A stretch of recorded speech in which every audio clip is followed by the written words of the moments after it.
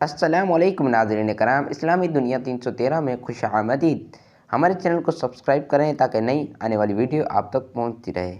آج کا ہمارا موضوع ہے تعارف قرآن۔ اللہ تعالیٰ نے بنی نوح انسان کی ہدایت کے لیے جو کتابیں اور صحیفے نازل فرمائے ان میں قرآن مجید آخری مکمل اور ابدی ہدایت کا سرچشمہ ہے۔ اس کے فضائل و برکات اور علوم و اسرار بے حساب ہیں۔ قرآن مجید کے اسماء کے بارے میں علماء کے کئی اقوال ہیں، جن میں کتاب البرہان کا بیان بھی ہے کہ قرآن کریم کے 55 نام ایسے ہیں جو خود آیات قرآنیہ سے ماخوذ ہیں۔ ان میں سے چند اسماء مبارکہ کی مندرجہ ذیل فہرست میں مذکور ہیں۔ الکتاب، دنیا کی تمام کتابوں میں کتاب کہلانے کا مستحق قرآن مجید ہی ہے۔ الفرقان، سچ اور جھوٹ میں فرق کرنے والی۔ نور، روشنی اور ہدایت دکھانے والی۔ شفاء، روحانی شفا اور پیغام صحت۔ تذکرہ، عبرت و نصیحت کا سامان۔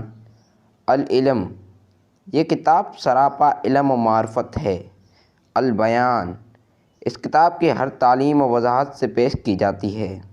اسی طرح اللہ تعالیٰ نے قرآن کی چند صفتوں کا بھی بیان فرمایا ہے، مثلاً حکیم، حکمت والا، مجید، بزرگ، مبارک، بابرکت، العزیز، زبردست عزت والا، مبین، ہدایت کو واضح کرنے والا، کریم، کرامت اور بزرگی والا۔ اس کتاب کی خوبیوں کا کوئی اندازہ نہیں کر سکتا۔ اس کے مضامین و مطالب کی کوئی حد نہیں۔ کوئی شخص بھی جس کے دل میں ہدایت کی سچی تڑپ ہو وہ اپنی فہم کے مطابق اس سے فائدہ اٹھا سکتا ہے۔ قرآن مجید کے فضائل بہت سی آیات اور احادیث میں مذکور ہیں۔ ارشاد باری تعالیٰ ہے۔ ترجمہ: اے لوگو، تمہارے پاس اپنے پروردگار کی طرف سے ایک پیغام نصیحت آ چکا ہے جو دلوں کی بیماریوں کا علاج اور مومنوں کے لیے ہدایت و رحمت ہے۔ سورہ یونس آیت نمبر 87۔ قرآن مجید کی تلاوت باعث برکت اور موجب اجر و ثواب ہے۔ حضور صلی اللہ علیہ وآلہ وسلم نے فرمایا کہ جو شخص قرآن کریم کا ایک حرف پڑھے اس کے لیے اس حرف کے عوض ایک نیکی ہے اور ایک نیکی کا اجر 10 نیکیوں کے برابر ملتا ہے۔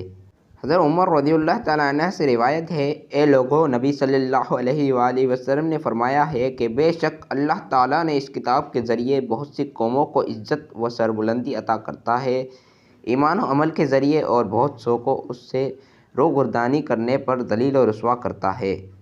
اللہ تعالیٰ سے دعا ہے کہ اللہ تعالیٰ ہمیں قرآن پڑھنے اور عمل کرنے کی توفیق عطا فرمائے۔